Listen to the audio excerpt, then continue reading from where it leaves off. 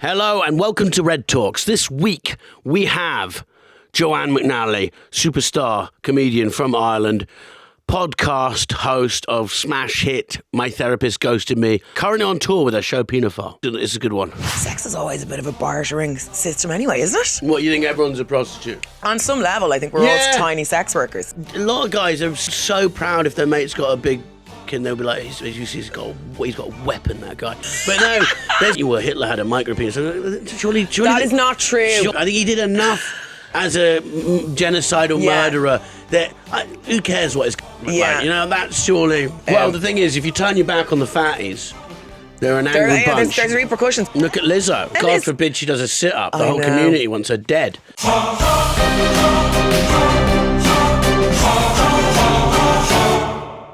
Welcome to Red Talks. We have Joanne Mcnally on. She's got a mouthful of food. And I've no top on underneath this jacket, and it's a little gappy. So let me know. Are you going to? You look very fancy, smart. I was wearing it for Finn. Oh, really? Not for this pod, then. Well, I didn't think that was the vibe here. So you've just been on Finn versus history. Yeah, we were talking about the history of prostitution. Prostitution. Yeah. Very interesting. And like women, when women, do you know there was a time in, now I knew this before the podcast, just FYI, I had done my research, that there was a time where women, if they were acting hysterical and the people judged them to be hysterical, one of the treatments was getting wanked off by a doctor. What, the man did that to the woman? Well, he'd be like, go and get you need to release. So all these women were just up with their legs in stirrups, getting wanked off by random doctors. Really? Yeah. It was a proper like treatment for a symptom of... Do you think the doctor was, do you think that was real research, or maybe he was... He was a pro, obviously. A pervert as well. I wish he was still working. Yeah. Well, it's the oldest job being a prostitute, isn't it? Well, they say that, and again, I mean, I don't want to regurgitate the Finn podcast because I've heard your arch enemies, but apparently medicine is the oldest. They say that there's a saying that says it's the oldest job in the world, but it's not actually medicine. But I mean, it's pretty old. Yeah. Sex work is pretty old. It's been, I'm sure. But like sex is always, like what I don't understand is like, okay, hardcore cash for sex, fine, that's a different level. But like sex is always a bit of a bartering system anyway, isn't it? What, you think everyone's a prostitute? On some level, I think we're all tiny sex workers. Which, you know, when they sort of talk about like coercion and stuff, you go, well, isn't most things are. Red. But is it? All right. But isn't like even, you know, you're going, well, if you do this, I'll do this. That's sort of, isn't everything coercion? I know. If you pick me up from the airport, I'll give you a hand job later. That'd be nicer. Even like, I'm going to go to the gym, so you don't leave me. Is that coercion? You know what I mean? I don't know. Yeah. It's where are we at? Is it not just kind of trying to keep someone in your life? Yeah. It was weird. There was a time as well, power dynamic, I get it to an extent. But go on, we're in. There we go. Isn't everything that as well? Do you know what I mean? Cross genders. 100%. And I think sex is messy. And I think, but like I remember even growing up when I was growing up, I have to be very careful how I say this. There was a culture where if I was on a date with a guy and I knew I was probably going to hook up with them later, I'd be like, you know, I'm not gonna ride you. Yeah. Even though I knew in my head I probably would. It was like a game. And so he'd be like, oh, and he'd try more. It was like a game. He'd buy more drinks. I don't know. Yeah. You fuck Joanne, you know full well, but you have to pretend you're not going to. There's a lot of performance involved. Yeah. And obviously I do love a performance, so I really went hell for leather on it. I mean, the preamble of the like, so I think for a lot of the time, sex was something that men felt they had to kind of like wangle out of women rather than be giving it consensually. And I think, you know, that's where a lot of the confusion comes around consent. And I think there's a lot of it. Is that an okay thing to say? Yeah. Do you know what I'm trying to say? We can cut anything afterwards. There'll be no podcast. Yeah. No, I know what you mean. I also think men feel like they have to do it because they go, I think a lot of guys, even if they're like 3 months on dates with someone, it's their friends that they'll be like, well, you're being mugged off here. You know what I mean? There's a lot of pressure. Men are they're very sexually motivated. Mm-hmm. Like they're talking about, you know, brothels and sex clinics and all this jazz, and it's very much a male-dominated area. Yeah. Not a lot of women walking around. No, there's not a lot of women walking around the brothels unless they're working there. No, you don't have the same culture. I mean, you've got Magic Mike. Which I've been to see 3 times. Yeah. Once in LA, twice in London, and I will say, I believe, the girls are like, I don't know if I go that far, Joanne. I've been calling it a feminist masterpiece. Really? Well, Magic Mike, my understanding was Chatham Tanning doing crabs and backflips around Sorry, with no top on. who? Chatham Channing Channing Tatum. Tatum. What did I call him? Channing Tatum. You know, the beefy one. Yeah. And He's a big me guy. He follows me, shares my stuff. does he follow you? Yeah. Oh, maybe that. Well, that's. Well, I can DM for you. If Ask you him. Ask him for me, as we'd say back in the day. Ask him for me. With Joanne. Ask him to meet me. That's what we'd Yeah, say. yeah. Meet Jordan. But anyway, so I thought it was him kind of doing backflips and all that jazz. I didn't realise that it's obviously it's been upgraded. I think there's. I know. I don't know. I don't get bogged down in facts, but I think anecdotally what I heard was there's a pre-Me Too version of Magic Mike. And then there's a post-Me Too version of Magic Mike. That's a little. So the one that I went to see, it's narrated by a woman. Okay. And when they come to gyrate on you, if you're not comfortable with it, you say unicorn, so they move on. So you're not being forced like to get a lap dance off some lad. So as a girls, no one say unicorn, just fucking let them go. Oh yeah.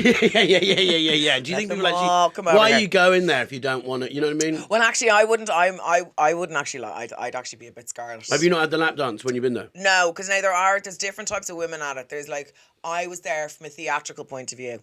Yeah. For the feminist. Oh yeah. Of course. But then there's other girls there that are like, you know, they're on their hen party. They've got like hairbands of penises and all, and they're there. Yeah. They're there to party, and But it's that thing. Women are embarrassed. Like when men get a lap dance, they really like they're aroused and they really enjoy it. No woman is getting a lap dance off Magic Mike and going home and finish herself off. It's not the same. We just like the attention. It's funny. Yes. We find it funny. Yeah, it's not more arousing. amusing. I've met women who've done hen do's and stuff, where they get a stripper to it, and every time it seems to be that like, it's kind of he's a joke. You know what I mean? Big 100%. And they don't really. It's just like it's a guy who's not that facially good looking, has a six pack, but it's kind of and he's dressed as a fireman, and they just sort of like laughing at him. You know, that's how I feel. It's kind of like a punishment for the hen. It's like to watch her wriggle in embarrassment. It's like when it's like when a restaurant brings out a cake for your birthday, and you're like, why are you doing this to me? And your mate's like, it's more for us, Joanne, to watch you just get really embarrassed. And that's what strippers are like. Whereas I know lads who've gone on stags, and I was seeing a guy before who said they'd go on stags, and when they'd say they were all going to Prague or whatever, you know, the usual, and then they'd land, and some of the lads were like, all right, listen, I'll see you on Sunday on the plane, and it was just like a reason to ride around and go into brothels and I mean girls are all building like we're doing basket weaving together and all on hens. It's actually weird. I always find it weird when hen do's go to stand up gigs. You go, just go to Magic Mike. Why are you here? What do you want from this? I don't think I've ever seen a hen unless they're at my tour shows. I don't think I've ever seen a hen party in a club. Yeah, never. No, I heard. So this is one. This is horrible, probably. But there was one in Prague, and it was like my brother's mate's mate. It's one of those, probably a myth, but they handcuffed the stag to a lamppost naked, and then he got sexually assaulted by a homeless guy. Yeah, I know. And the worst thing is, all I can think of when I've heard that story was the sort of 5 minutes before where this drunken homeless man is sizing him up, and the guy probably saw him come up with the idea as he's looking, you know what I mean? Like, that's awful. I shouldn't laugh, but no, it is kind of funny because it probably didn't happen. It's one of those. I hope it's one of those urbaners. Or the guy's listening now, he's been through 20 years of therapy, and we just reopened that can of worms. Yeah. Are you friends or are you hazing each other? What's going on? It's all like, I mean, there's always this sort of gay undertone to stuff with straight, you know. It's like, oh, he's gay, you know. But it's all that anyone talks about. Yeah, I know. Is that still the case? Still the case. Well, no, I'm not. You know, not with the sophisticated guys I hang out with. But no, I think it is. I think it's a weird. I think men are like very like. A lot of guys are obsessed with knowing. They're so proud if their mate's got a big dick, and they'll be like, "He's got a weapon." That guy. Are you serious? Like by association. So many people, but they're sort of proud and go, "I'm around this sort of thing." Yeah, you know, it's like I helped him grow it. Yeah. It's like your mate winning a Grammy or something. But no, there's always that. That is fucking hilarious. Yeah, there's always that sort of stuff. Well, I suppose I would. I've had like if I'm selling a friend in to someone. Romantically, I'd be like, she's well hung. Like, as in, she's got a great body, she's got great boobs. But that's only, I wouldn't be, that is different. But women compliment each other and stuff, you know. I'm trying to sell her in romantically, I guess. I know men like things like that. Yeah. I'm trying to speak on their level. Okay. Bring her in, and but I don't know with the male thing, because it is those sorts of guys who do that, they would never compliment anything else about him. So it'd be like, that's what's funny. You'd be like, oh, your shoes are amazing. Look at you. Oh, you're going bald, but he's got a massive cock. And that's the one, it's a very odd. He's never going to be like, he's such a kind person. No, it's never that. Never like, I'm really proud of him. He was really low at the beginning of the year. He's really lifted himself up. He's like, no. Well, I will say, as I'm now in my 40s, and I'm not impressed by that anymore. What? Just big dicks and all. No. Give me an average one. Give me something mediocre. Yeah. It's not going to scare me. I'm not going to get a jump scare that I don't have to, take a local anaesthetic. Just just leave it all off now. I think there's a lot of ideas of masculinity that are no longer true. So what would you say not true? So do we have to still hammer and drill stuff, or that is hot now, in fairness. Okay. Yeah, no, that is. There's still there. Look, don't get me wrong. There's a lot of cave hun wiring in there that there's no getting rid of. Yeah. But I do understand, because the thing with I sometimes feel really sorry for men. Do I? Yeah. Mm-hmm. Sure. Good. When I'm like, that's the one thing they can't do anything about, and it's like they're so tied in. It's so part of their identity. Like my friend was chatting to a lad on Hinge, and he's like, look, I'm just letting you know before we meet, I do have a micro penis. And could not get to the bottom of whether he was taking the piss or not. And she's like, do you? And he's like, would it matter if I did? And she's like, well, do you? And he's like, would it matter? And she's like, well, I guess I don't know. You're telling me and I can't tell if you're joking. I'm only joking. And then 3 messages later, he goes, look, I'm not joking. I just want you to know ahead of time. Yeah, he wouldn't. That's not a joke. No, it's not a joke. He was Sure, it's not. testing the water. Yeah, he was managing her expectations. Yes. Which I do respect, because I'd seen another lad, and his first photo was just standing on his own, and his next photo he put himself. He was a very small man, but he put himself in between two of his friends to give an perspective, I guess, of how small he was. Yeah. And I was like, that's quite the thing to do. You're obviously going, look, it is what it is. I'm not for everyone, but here's, far away. Yeah, he's like, I'm the little guy in the middle. Yeah, look at me. Yeah, like, look how small I really am, and compared to these two other people. Yeah. So I was like, I guess you should be I'm fucking the biggest catfish in the world at the moment. Why you? I haven't updated my photos in a year. When I did, I was blonde. I've been working out loads. I'd like 2.5 abs. Yeah. Now I've been on tour. I'm brunette. My body's completely soft like butter, and I say about a stone on me. I'm just like, so I'm the catfish now. Do you, when you're on tour, will you be on a dating app to like go meet someone? Because I'm sure I have done gigs where venues in London where there'll be like a lot of previews on, and there'll be a preview before which will be like a lady. I saw, I won't name the comedian, but she usually dresses up. She's done Apollo and stuff. Usually dressed up quite a lot, goes on. She was on at the Bill Murray, and I was doing a preview after her. And I go in, and this is the sort of dregs still hanging out of her preview, and then it's like half an hour before I go on. And he goes, oh, I went to see her, but, I'd seen her on Apollo, and, she just came on dressed in tracksuit bottoms and no makeup. He goes, that's not what I'm here for. Oh, my God. Like, all right, I think you've got the wrong thing. Yeah. You're thinking of OnlyFans or whatever, you know what I mean? Yeah. So he was looking for the sexy version. Yeah. Yeah. But then there's so many creepy men who probably there's a thing that was like the comedy and the I don't know. I do really? not. So a couple of things. I haven't done the Apollo. Yeah. So maybe that's why I'm missing out on these particular gentlemen. But I don't get those lads. Now, my other thing is I'm a bit deluded about stuff. Sometimes stuff's happening, I'm not really that aware of it happening. Like, I had to be told when I first died on my arse, I didn't realise I died. Really? What do you think it happened? Someone had to, I just thought it was like not the best gig. They're just quiet. Yeah. I was like, they're just demure, they're just discreet. But that's a superpower. I didn't know. Yeah, I just walked off. And I was seeing a comic at the time, and he'd come to the gig, and he was a lot more like kind of further down the line professionally than I was. And he was like, do you know when someone's like, are you all right after that? And I was like, yeah, what do you mean? Though you could also entertain the idea he might have been gaslighting you. Yes. Because if I was going out with a female comic, especially you've gotten very successful, I'd lie to her about her position and her talent. I'd say you're not alone there, Red. I'd say that didn't really work out. Sorry, yeah. You're not alone there. You're like, you'll get them the next time. You're like, I had a standing ovation. And they'd go, but I'm selling out all these things, and Red's doing way smaller rooms than me. We go, was it full? I didn't think it was full. Yeah. It's a couple of gaps. I think your agent's lying. I don't think it was full. A couple of gaps at the top there. Yeah. There was no one in the store. Yeah. But that could have been that. Well, no, in hindsight, he looked quite concerned in his face. Like it was. Okay, yeah. It was that level of delusion that you need actually at the start. Yes. And you need in your life in general. I think so. We all are. It's that weird thing because there's such a thin line between it. It's Yeah. like, no one's going to do anything if you're not deluded. I remember there was a story going around about a comic who, and it is true. I've decided it's true. I don't care for facts, but he was supposed to do 10, 15 minutes. And he did 45 and everyone was in the wings, like, and he was dying on his hole for full 45 minutes. And he came off and everyone was like, because for anyone who isn't working in the comedy business, it's very, very bad form to go over your time. Of course. Because then you're clogging up the system. And especially if you're doing badly. Yeah. Watching someone die in their arse Yeah. and not get off because you're like, you have to reset the room and all this jazz. If I'm dying, I cannot wait to I get know. off. You see the light and you're like, oh, I'm not God. the type of person who'll stay to win them back. No. Don't care. I'm on the tube. I'm home. Yeah. Yeah. I only ever do my time, yeah. Same. Or under. Yeah. 2 minutes under. Tight 4. Yeah, Usually exactly. 25, Joanne. We're not paying you.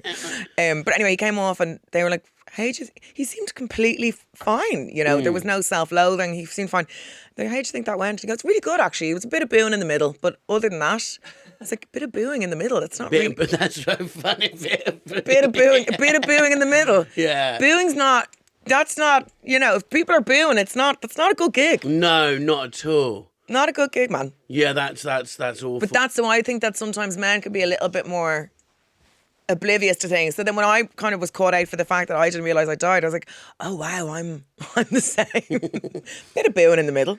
When did you start? Because you weren't that... you've not been going that long, have you? I was a late starter. I didn't start till I was in my 30s. I think How old were you? 32, 33. 33, Yeah.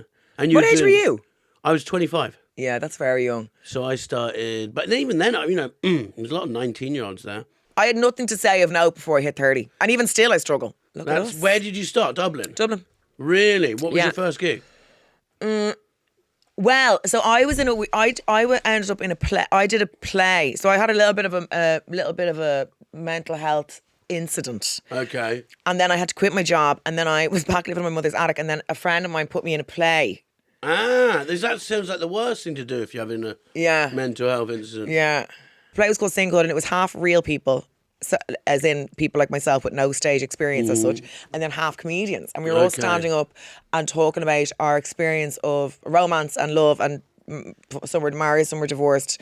I was single at the time. I'd just been broken up with by this man who was bald, and I was fuming about it because I felt like I'd kind of lowered myself. And wasted your years. Lowered myself. It was 3 months, but I was still... Were you with him for 3 months? Okay. I had, at the time, I had a 3 month, most lads, they'd be like, after 3 months, they'd be like, oh, this bird's not Really? all there. Yeah, well, I wasn't at the time. Why you just being a bit like... I had a really bad eating disorder for years. Okay, yeah. And then so I left my job, went into treatment. So I was in treatment for this thing, but I was an outpatient, so I was free to just mill around and be mad. Like I was only part-time going in and out of the place, the treatment centre. So within this space of time, I did Singlehood, and I was telling the story about the bald lad. And then through that, there was a comedian came to see the show and he's like, I think you could give stand-up a go. Yeah. And then I said, like, no, it's like, I'm not doing that. I said, I might actually move into theatre. I'd love to start acting and writing and stuff. But stand-up, I mean, that was such a leap. I'd never even been to a gig. Yeah. And I said, I kind of fobbed it off. And then he ended up joining the play. It's all a very long story. But he was going on tour. And he said, look, you can come on the road with me. So my first gigs were on tour with this comedian. That's mad. Yeah, no, I wasn't the opener. He had another opener, but I was just the kind of that's better than just going straight on. Oh my God, yeah. Jesus, I couldn't have, obviously. I had no stage time. I had like 2 gags. Yeah. And then I just worked up material with him, and then I got signed and off I went. Fucking hell. Foot to the gas. And then how many of you do? I remember you going on this because you did my gig, that horrible gig me and Josh Weller used to run in Camden. It was cool. Oh yeah. Yeah, it was just horrible. I actually quite liked it. Yeah, but that's again you not realising. I was like, smashed it. Yeah. You're like, everyone's left. No, it was really good. I used to do it because I remember saying to Josh, we did it for about 4 years every Wednesday, but it was so tough that it made every other gig nice. Yeah. And that's why I did it. I wonder what made it so tough though. One, it was organised terribly, so they'd come in, I'd be sort of lying on the chairs, and I was the booker, promoter and host. So I'd be lying on the chairs, they go, is this the gig? And I go, yeah. and I'd be pissed off that they weren't even there. Because some gigs are just harder than others. Yes. The room, and it's always really, it's funny because it's such a. There's no exact science to it at all. But some rooms are just tougher. It's mad. Yeah. And some rooms are always bad, and it doesn't matter what the audience are, and some rooms are always good. Yeah. And there's always like the Bill Murray, it's always an easy gig. Yeah. Top Secret downstairs, apart from about 2 weeks ago, but usually. It's a good gig. Usually the one downstairs is, I was talking about this the other day, Top Secret's got the downstairs and upstairs in Drury Lane. Downstairs, you do that and you go, oh my God, I'm probably the best of all time. Yeah. You go upstairs and you go, I think I'm the worst comedian that's ever I'm lived. so glad you said that because that is exactly my experience. I did it like... You're like, what? Do you know what I think it is? Because we're bringing the energy downstairs is a much bigger room and you're bringing all that energy upstairs and they're like, what the fuck? Yeah, what the fuck is this? These thirsty bastards. Yeah. They're like, calm down. Because you're standing on ultimately a little shoebox and they're like on top of you. I think you've to reset completely, and because it's such a rush to get upstairs, you don't have time to reset. I think that's what it is. Yeah. Someone called it a sauna and cold plunge, the difference between there you the go. two, Yeah. you know. Yeah. What's funny is sometimes I used to do it the other way around. So you do upstairs first and then downstairs. I bombed upstairs, gone downstairs, and they let upstairs out, but the toilets are downstairs. So they come down, watch you doing the set, and they go, why is he saying this again? Yeah, I know. You know, it's fucking unbelievable. It kind of takes the magic out of it, doesn't it? Yeah. No, for them it does. I remember in like 2007, my mate got a Frankie Boyle DVD. And then he found out, because his brother went to watch him in Plymouth, he said, these are the same jokes he did that night. And we were shocked. I thought he just got up and was like... I know, just riffing. I know. You know, what the hell's going on here? Like sometimes I'll have women who come to the shows and they're like, oh, we're going to come back. And I'm like, please don't. Well, obviously do. I want the business. But like, please, just get a small concussion between now and the next time, because... there's little tricks that you've planted into the show to make it look like you've had this comedic epiphany on stage, and you're like, you're gonna see, I'm a fraud, you're gonna see it. They're like, we don't mind. I'm like, you will when you see it. I met someone in Dublin when I was doing my tour there who went to your show. She said it 4 times with her friends. Wow. And she said she remembers 2 of them. Yeah, and you they see. got fucking absolutely blasted. Yeah. But she was like, it was the best night of our lives. Yeah, but but what I've noticed, the Pinotphile, which is the new tour, we've all kind of calmed down a little bit. What, your audience? Yeah, Okay. we're like we're in our HRT era now. Like we've gone from like Prosecco was fucking carnage, and there was women getting sick in Zara jackets up the balconies and all. Whereas now it is a little, things have calmed down a bit. I feel like your audience members accidentally slept with my audience members 4 years ago, and you guys really regret it. You know? Yeah, that's or got ghosted by one of my guys, but then now look at pictures and go, why did I ever? Yeah, think she's hot. She's coming into her own. No, but your guys will look at the photos of him being like, I cannot believe I ever was in love with this man. Yeah, but I'd say because your guys, I would say, are more character. Yeah. Because you've got pizzazz, you've got charm, you've got personality. And where do yours? Because you were doing the Camden gigs, and then suddenly you did like, how many nights of Vicar Street did you do? Like 80? Something, yeah, 70, 80. That's the record. Yes, for 1 year. Dublin's like, what was that? Would you say that's Dublin's like Apollo, isn't it? Is it? Kind of, yeah. It's like 2,200, I think. Yeah, or no, And you maybe did that- 1,200. I'm so bad. I should really know my own stats. Because I remember seeing you just before lockdown. Like I gigged with you in the cinema in Barnes, and that would you just come and you just been you just off the curb or something. Yeah. It happened quite quickly, but also it didn't. You know yourself. Yeah, of course. But like the podcast, I do a podcast with Vogue Williams, Coming Therapist Ghosted Me, and the podcast was just a complete game changer for me, because suddenly you're in the ears of all these people that, like back in the day when you had to get it through gigging and just building up an audience, it would take a very long time. Yes. And how quick was the podcast? That just went bang straight away. Yeah, well, so we actually, in fairness, like when we started the podcast, Vogue has a big audience, so it wasn't like we were just two unknowns scrapping up the ladder. Vogue's in the Daily Mail, like she's pap fodder, like she has an audience, so we inherited that. Thank God.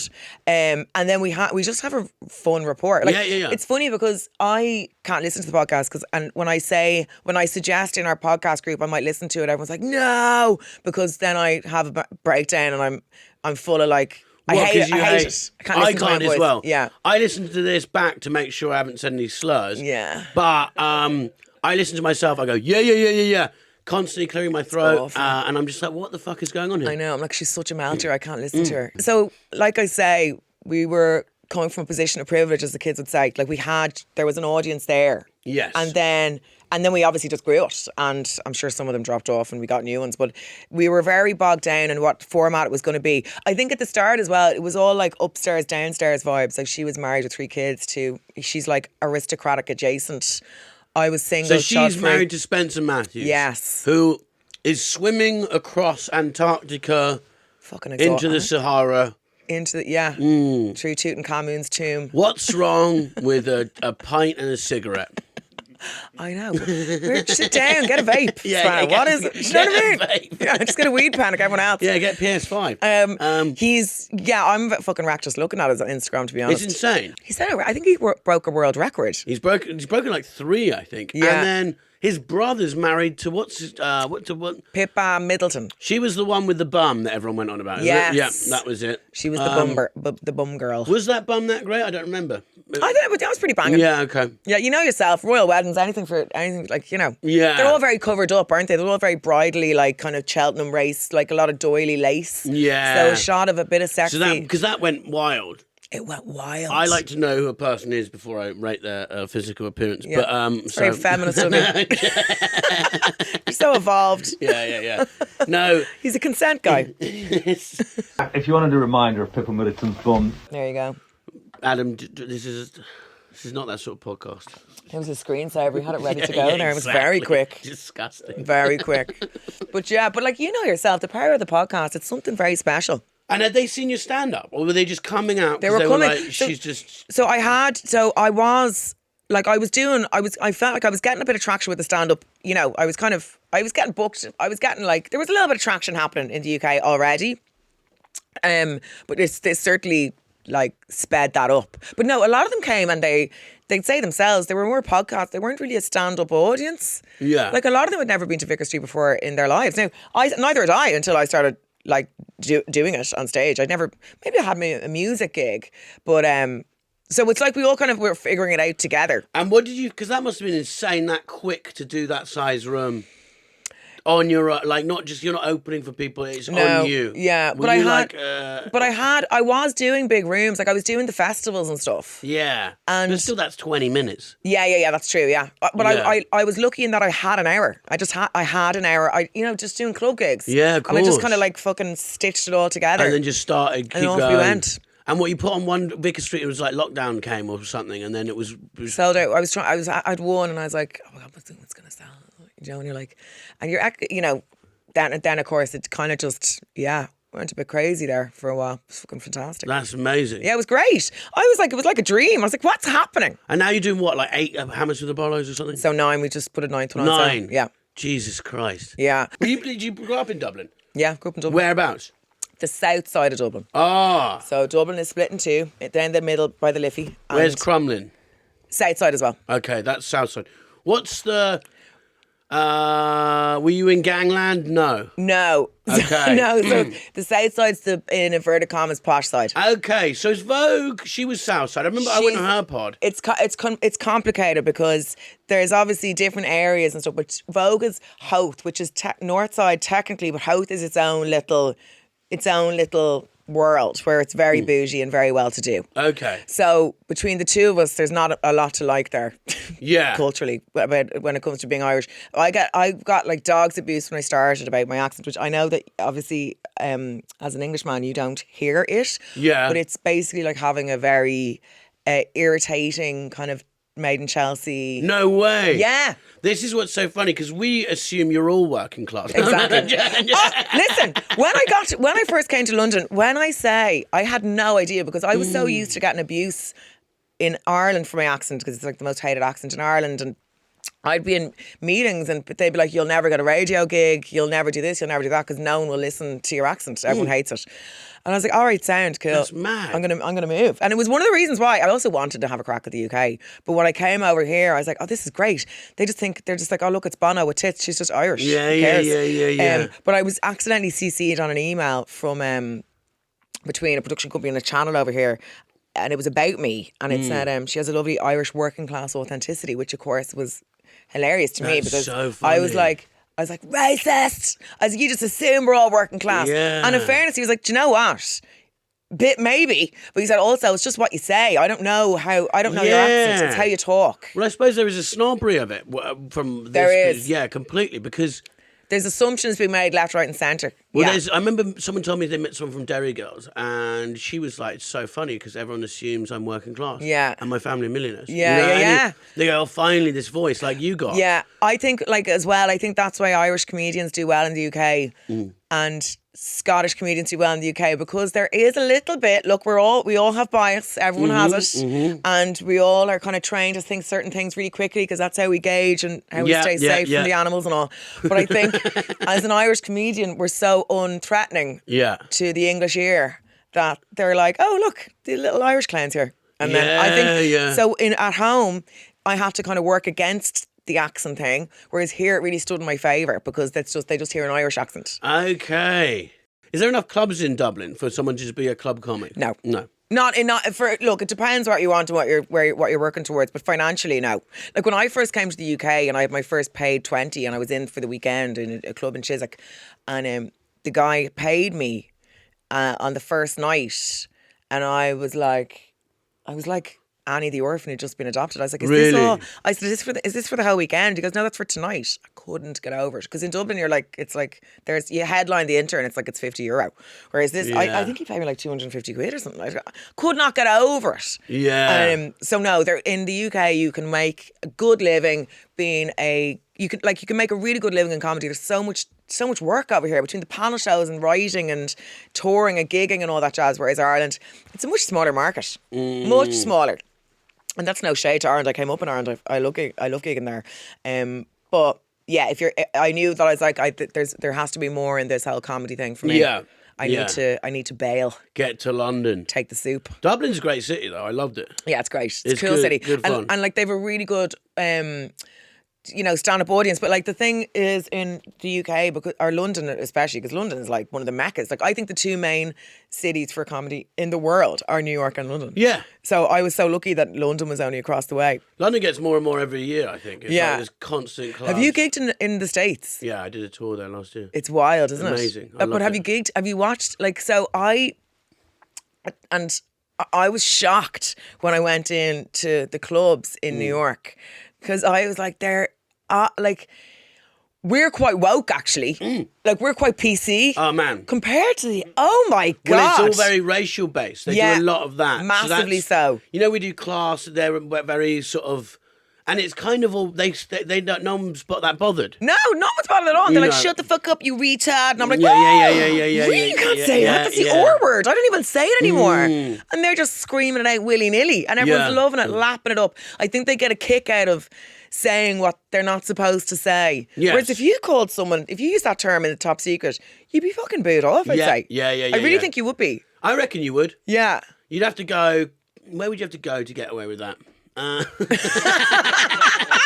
Peterborough? Yeah. No, it is changing. I think people are less sensitive than they were 6 years ago. I think we got to a point where it's too much, and now we're going too much the other way. Yeah. God knows what, you know. I know, the manosphere. I'm touring again from September. I've got about 5 minutes, so I'm going to have to find one way of filling it. Did you tour there? You did, didn't you? Yeah, so I'm doing it in chunks. I did Prosecco and I'm going back out. I'll be back out there I'm going out for 6 weeks in November. Yeah. So to do it again. Fuck. But you know what I noticed when I did Prosecco out there, and I do it because it's fun. And do I think I'm going to crack the States? Probably not. But it's like a cool way of travelling around as well. Like I've no kids or anything. I was like, I might as well make the most of having absolutely no dependence and dying alone. Travel is the key. But also, when I went out the last time, I was like, how the fuck have I sold? Like, they're not big rooms, but they are to me because I don't live there. And I like you say, I don't really do the clip thing. So like, say there's like 300 people that sold out Seattle. I was like, how is crazy? This? But you know what it was? Taskmaster. That's huge out there. It's huge out there. So a lot of them are coming in, and I would chat to them after because I was so curious about where they'd all come from. And they'd be like, oh, I didn't even know you had a podcast. It's from Taskmaster. So anything like that has a big impact over there. Yeah, why is that big there? It's just mad that they don't repeat. I think they like British TV shows. It's something different. Taskmaster is huge everywhere. And I think they tried an American Taskmaster and it didn't really work. Yeah. So they just watched the British one. Okay. Yeah, because they usually remake everything we do. You did that with Sophie Willan, didn't you? Yeah. Is it fun, that show? Really good fun. Because Phil Ellis has just done it. He's now selling out tours. It's crazy. Yeah, you'll do it. I don't know. Oh, go on. Would you not want to do it? I would do it if they asked. Yeah. But I don't get asked to do any TV. Well, I don't either, to be honest. I really don't. Like, I've never done any of the panel shows. I've done big fat quiz. But now, in fairness, what am I going to do on Mock the Week? Do you know what I mean? No, it's but it's weird. Like, I mean, I was talking to my agent. I don't know. It's like me. He's got me, Mike Rice, and Vittorio, and he emailed the Apollo guy going, "Come watch him." And they're like, "No," and he goes, "We probably Have you not done that already? No, we could probably all sell it ourselves. Yeah, do you know I what I mean? it's Which funny. is the fun. Well, Vittorio's doing it. Yeah. So it's just like, Yeah, you never know what the criteria is. yeah, what do you want? Yeah, what do you want? But you'd be brilliant on Taskmaster because it's kind of for oddballs. Oddballs. Yeah, I put myself in that bracket. Okay. Yeah, like I don't think I would smash a panel show necessarily. No. But I can have I like having a got good funny time. bones. I like having a good time. I'm sorry to be nice. Doing but you have tasks. funny bones. And whereas I think panel shows, often back in the day, it's like, here's a tag. You know, Yeah. when you know when someone's joke guy and it's exhausting. You're I'm like, why not don't you smart shut enough up? for that shit. I find it very hard to write jokes. I can tell a good story, Yeah. I think. But like actually, and it is suited to people who are also very funny comedians, but they're more like they're more talented in the joke writing area than I am. Yeah. Whereas Taskmaster, you don't have to write a single joke. You just go in and have the crack. Yeah. You know? No, yeah, that looks way more fun. It's probably why it's so successful. Yeah, I was asking Greg Davies because they have a champions episode where they take winners from different series and they all compete against each other. So the really sad thing about Taskmaster is when you do it, you're like, I'll never do this again because I didn't win. John Robbins won. I came second. And I was like, would you not put on a losers episode where all the losers? And he's like, no, because we need people who give a shit. So he's like, because me and Sophie, we didn't have a competitive bone in our body. We were just like, well, finish up the task. We can go smoking out the back of the shed and talk shit. You know what I mean? So yeah, but I'd love to do it again. But you'll do it. You'll be great on it. We'll see. We shall see. Do you find like when I was thinking about this the other day, and I was like, because I've been moving house, and then people go, "Oh, what do you do for a job?" And you go, "Comedian." Do you ever go, "Oh, I sound cringe saying that," because it changes. What you're doing then is going, "I'm really funny" to this person who's a stranger, and they look at you and they go, "Are you?" You know what I mean? Because I know. You know what I mean? Because they go, their idea of a comedian, that's Jim Carrey. Why aren't you him? Yeah. Eddie Murphy, you know what I Yeah. mean? Like Amy Schumer, something like, you know, they go, Yeah. that's what a comedian is. I've seen you sort of bumble around in your jogging bottoms. Yeah. And there's something about going, yeah, I'm funny. Yeah, I know. Is Well, it's a job. it is a job. Yeah, it's a job. I wouldn't be putting it on like I when I'm in taxis and stuff. They say, "What do you do?" I wouldn't say I'm a No, I comedian. never do. Because it does, and I like in fairness, it's actually really nice because they're taking an interest in your job, and I Mm. suppose it's kind of an unusual job. It's not an everyday job, Yeah. but I find then you have to be kind of. You know, these taxis, you're kind of, I'm always like doing emails or like scrolling or whatever. yeah. It's a bit of like quiet time. And then they tell you who's the best. And then you're into the comic chat, which sometimes is really good fun. But yeah, so I don't, in taxis now I would never say. Yeah. And a friend told me to take it off my dating profile. Yeah, because you get men being like, "Oh, tell us a joke. How Yeah, funny have you are ever you?" met Jimmy Carr? Yeah. I'm like, yeah, he thinks you're a prick. Yeah. I don't know if maybe it might still be going on, but there used to be a trope in British stand-up where every comic would go, I was in a cab the other day, and goes, "You know what, dude?" And they do this voice of a working-class white guy from East London who was the most racist guy, and he existed in everyone's bit. And I was like, it's just bullshit. This never happened to you. And then I got in a cab, and this guy went, "Oh, I like your stuff." And he goes, "You and Finn Taylor, the only funny people left in this country, have been taken over by the wokes." And I went, "I've met the guy from their bit."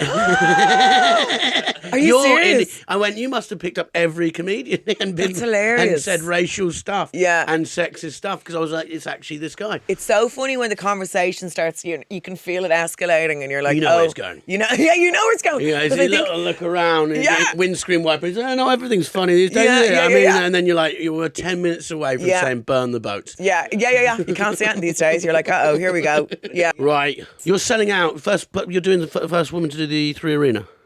Yeah. Wow, that in the beginning. First Irish woman, I think there was a bit, they needed a hook. Amy Schumer did it. Really? That bitch. That She got in bitch. first. What's she up to? Oh, she's in trouble for losing weight.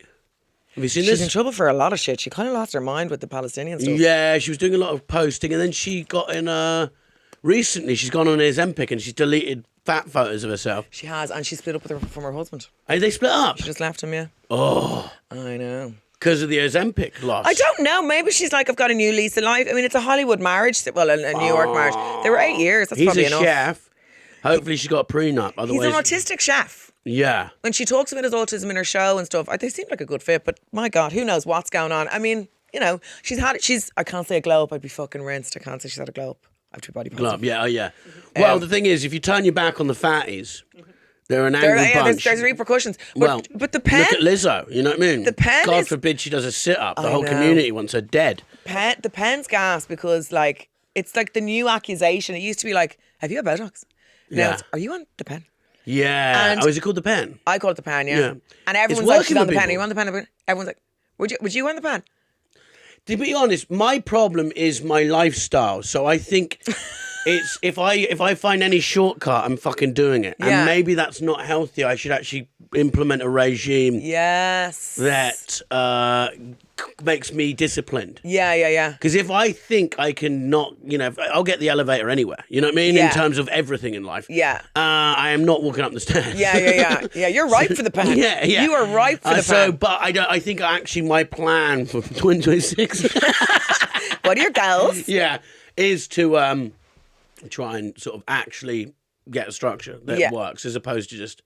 Sticking a pen into your arm. Also, I'm worried we don't know what's going to happen.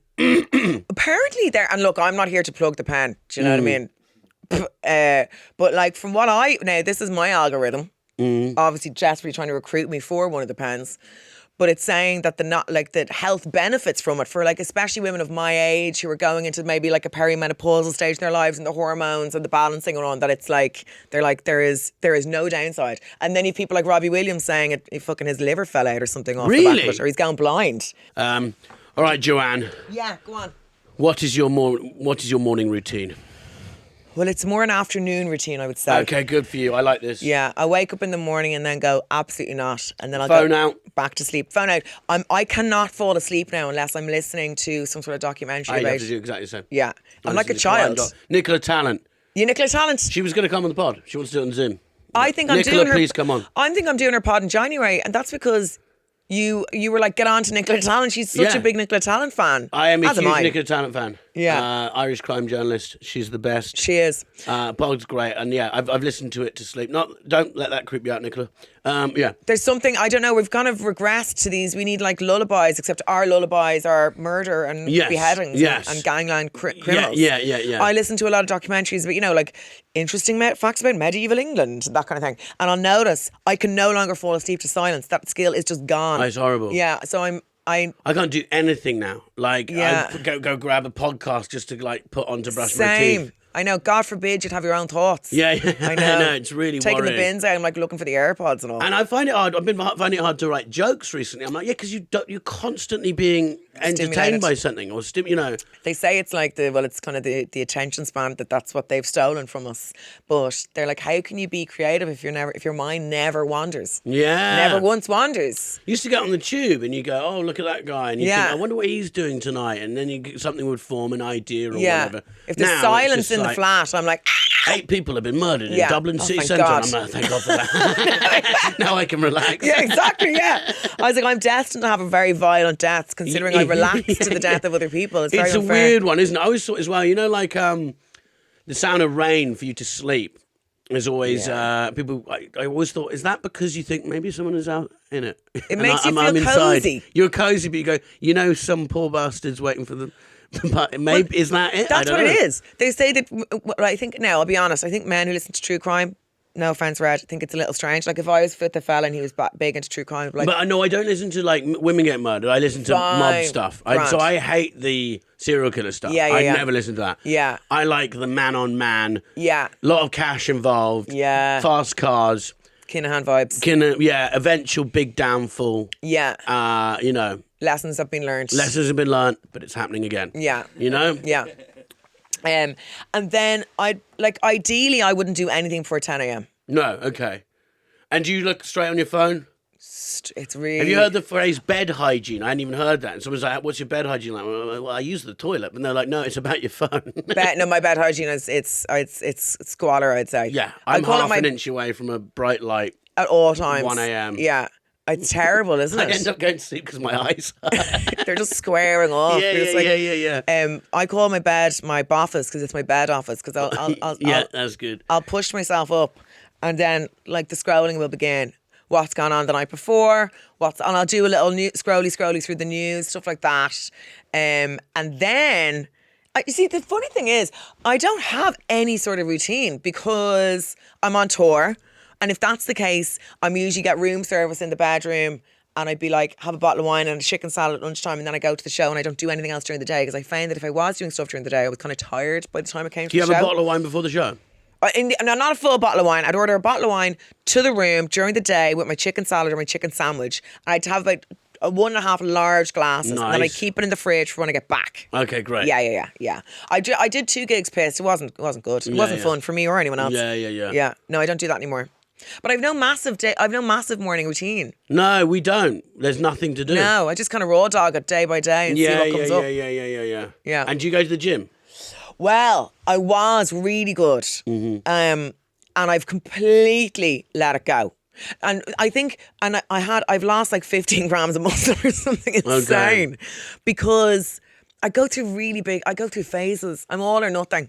Wheels are on or wheels are off. When the wheels are off, the wheels are fucking off. Yeah. They're in different rooms. And is that tour or just outside of Tour. it? Yeah. I have a trainer. God love her. I think she's at this stage. She's like, please contact me. Like, call me back. Return my calls.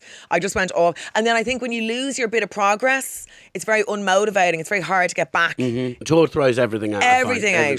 Yeah, but I really, when I'm doing it and the results have started to kick in, I find it really rewarding. But I have to go back to getting the results and then that'll motivate me. Yeah. I have to, look, I'm in my 40s now. I'm going to get muscle atrophy. I'm supposed to be eating like 60 kilograms of fucking protein and weight training and all this jazz. Do you go to the gym? No, I go to a boxing gym, but I don't do any cardio.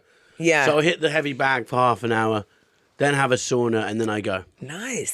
So that's it. But it's not really. I need to do way more. Yeah. So I don't actually like. I find running. I don't really enjoy it or get what it is. It's very boring. It's boring. Do you know what I People tell love you? it. The real weirdos, people who run without headphones. I'm like, what are you? Yeah, that's awful. What are you thinking about? Yeah. What do you?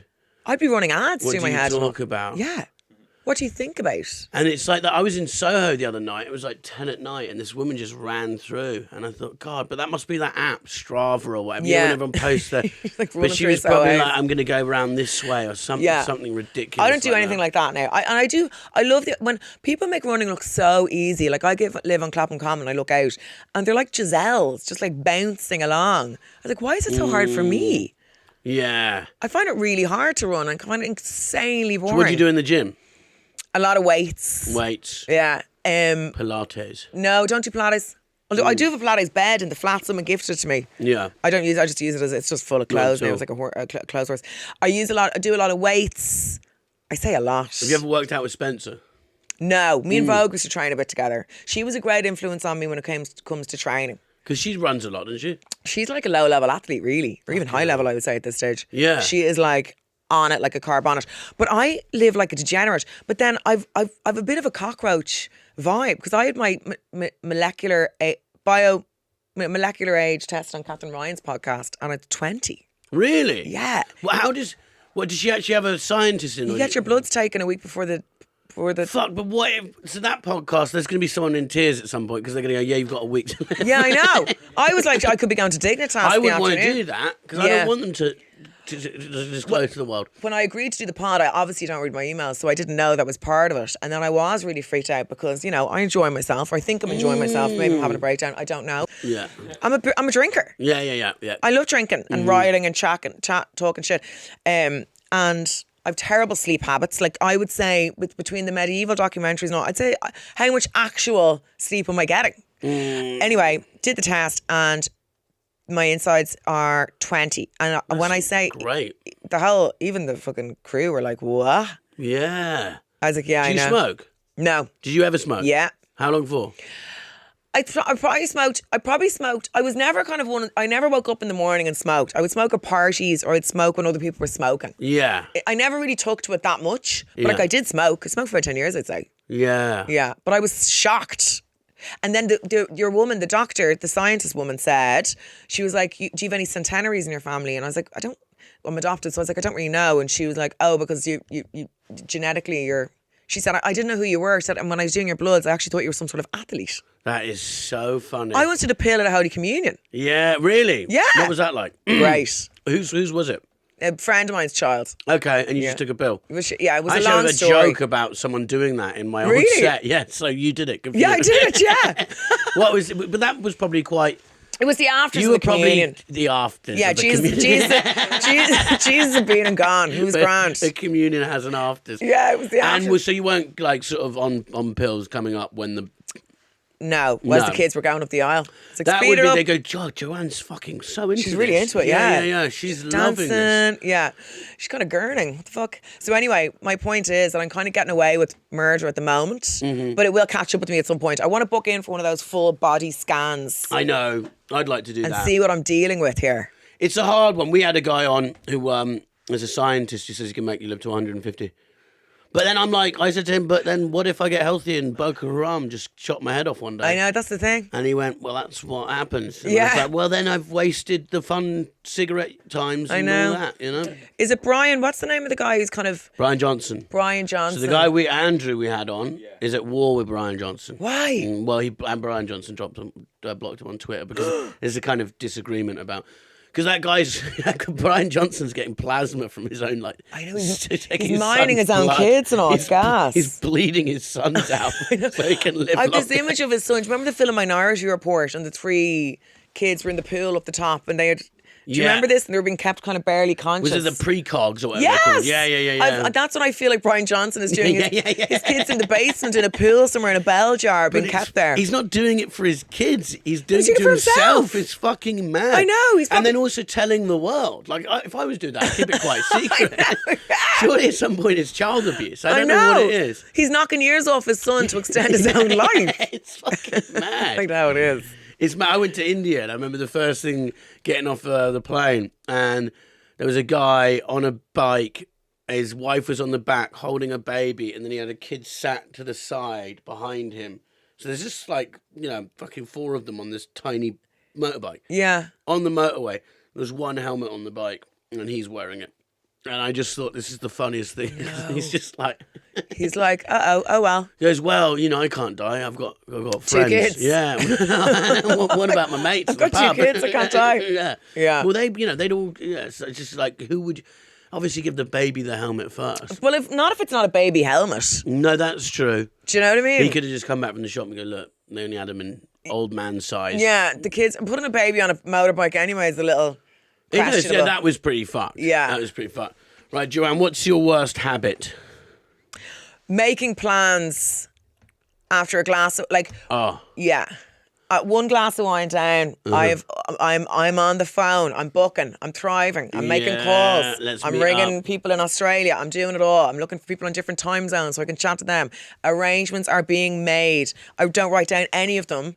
And then I'm that dick who gets a text on that morning going, come out to see you later. And I'm like, who's this? What's happening? Oh, yeah. That's my worst habit, I think. Yeah. I get overexcited, I overbook, and I underdeliver.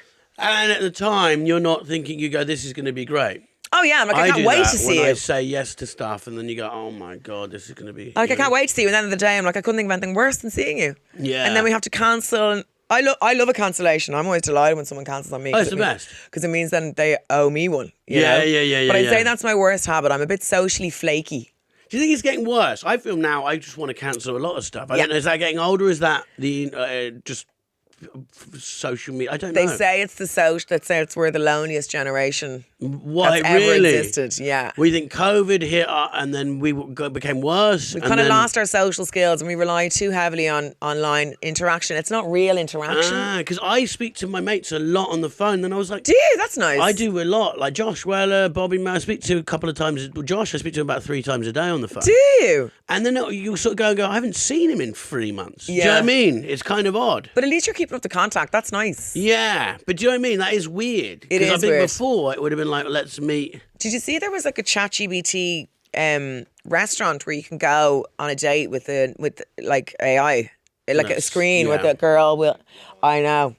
The apocalypse. Yeah. I think morale is low in the hetero world, probably lower than it's ever Oh been. yeah, my God, we have gone through the storm. Yeah. No. You have. But there's, I think your algorithm, we're really getting worse. polarized at the moment. Yeah. More inside. Men are becoming weirder. Yeah, women are weird. more- Christianity's coming back. You know, Yeah. this sort of like. But that's all crypto bro shit. Yeah, yeah. The right wing has completely hijacked Christianity Yeah. now. Well, I saw even with this guy, and everyone was like, "Oh, Piers Morgan asked him if he had sex, and he was like 27. He was like, no, and then everyone was like, yeah, it's because he's a Catholic, and so now that's kind of like coming back. And there's always a man with an allegation seems to find God very soon. Oh, it's the best. Yeah, it's a coincidental time. Yeah, of course. Well, if you've done something bad, what better than join the club that preaches forgiveness? Yeah, or does bad stuff themselves. Well, we're talking about Russell Brand, aren't we, really? And Conor McGregor. Yeah. Oh, There's yeah. a general consensus. Oh, he became... that was good. He's just found God only the And he other got day. married. He got married. He goes to a lot of the funerals and the big gangsters and Yeah, stuff. no, he's definitely moving And in those Ireland's circles. small, you know what I mean? I feel like the Kinahans have like, in a way, there's like a weird part of like, we've never been heavy hitters in It's mad. gangland world before. And we're like, oh, look at us fucking playing with the big boys. But it's huge because I went on Vogue's podcast and she's like, Dublin's not dangerous because all I listen to is Dublin crime pod. So I just think there's this balaclava AK-47 attacks every day. But the Dublin crime is so much more organised on a level Is of... it? Quite I'm proud. sure... Well, no, I think London is big. Fair play to us. But we don't have giant... Like you had that Regency shooting where it was guys dressed as policemen... going in two entrances, coming out of a big van in balaclavas and AK-47s. We don't have that here. Yeah. Do Where you it's not? like, no, because you guys have, it's the crossover ex-paramilitary from, Yeah, you yeah, know, yeah. whatever happened back in the day. The glory days. Yeah. Before the woke ruined everything. But, yeah, we don't have that can't here. colonise anyone anymore. No. Fucking hell. Oh, God, bloody hell, sorry. But yeah, we don't really have that here. And the Kinnans are huge. They're like billions of pounds. They're a proper cartel. Yeah, they are. And I remember there was, I think the FBI have, they're like kind of, they're listed as, they're look up there with the triads. They've got and 5 million a piece on each one. And they're all hiding out in Dubai. they're all hiding out in They Dubai, got- but they're living their best lives out there. I'm attracted to kind of, I like a bad boy, but even I would draw the line at the Kinahans. Yeah, is that too bad. What do you mean? So bad boy That's not fun bad. That's not fake fun bad. That's like, oh. I think men are confused. Back to the well, earlier we're talking, but like, so I think men are fucking angry. I think they can see more stuff than they're like is becoming radicalized, but obviously because online. But then a lot of guys with the sort of like, I mean, the bigger thing is, you know, like we were talking about the dick size earlier. Yes. And people now, they'll be like, well, Hitler had a micro penis. Surely That is not true. Surely the I 6 looked million into it. Jews is enough that we put him in the bad court. Like, why do we, you know, his dick's irrelevant. I think he did enough as a genocidal murderer that who cares what his cock looked like? You know, that's surely... I'm still laughing at the fact that men like kind of brag about their friends' dick it's size. a big thing. That is so Do you have that, funny. Adam? Do you know what? Funny enough, I was thinking about this when you guys were talking about it. The most laddie stag do I've ever been on, it was all rugby lads and football lads, and I'm laddie, but I've never been into those sports, so I don't really know that dynamic. So I'm there. The one lad who kept getting his cock out was a micro penis guy, and it's like his signature thing. Like they all know he does it. They all take pictures of it. I guess he's like, you got to lean into what you have. I think that's, in a weird way, it's kind of a sort of big dick energy, isn't it? Yeah. You Because know, it's like, I've because got it's the sort of energy, like- I don't need the dick. Yeah, because there's something quite, you know, anyone could pull out a ball, not anyone, but you know, you pull out a big one, it's like, but then small, you're going, and what? Yeah. Fucking try me. It's It's a a funny- bit brave. It's a bit Lizzo on the is. front cover of a magazine. I cannot be involved in this conversation. But no, I think they're going mad, and then they're seeing stuff like, well, that sort of thing, and then it's just sort of people getting creepier and creepier and leaning into just being online. And then they don't see or talk to women. They're in echo chamber. Yeah, exactly. And they're being told, like, there is, you know, they call it the male loneliness epidemic. And I do believe that's certainly a thing. Like, who am I to deny that? But it's harder for men and women to meet now. I think women are almost kind of, our habits and behaviours are changing because women are now kind of a lot of them are financially independent. They don't have to marry in the same way they, I know. Yeah. Down with that sort of thing. But We're the not bad desperate boy anymore. Thing, yeah, no, I know you don't need. Yeah, Those were the days when you go, well, I would leave, but I can't even I can't fill the afford tank to leave get him. out of it. But also, like, women are we thrive on our own. Like, Yes. don't get me wrong. Like, I'm single. I'd love to meet someone, but I put no work into doing it unless someone fucking comes down the chimney at this point. But like, whereas men, I think I'm not sure men are as good on their own. Yeah. I think they struggle a little bit more, and then I think they become resentful because they think, this woman won't ride me, and that's where all the incel community comes from. And then they've Andrew Tate. Like, it's always that overcorrection for society, isn't it? Yes. So like the toxic masculinity thing. So then you're telling like very normal, sound men that they're evil bastards. Yeah, and yeah, so yeah, of course they're And gonna. then we're going this way. Yeah, of and course. Then we'll go back, and then yeah, we'll do it again. exactly. And that's where that's where the trad wife thing was born out of, and that's where the Christianity thing is coming out of, and it's all just weird. it's all swings and pendulums. But with the bad boy thing, because that's quite a regular thing of like, I know so many women who are like, I think they go out with some people who will be like, not very great to them.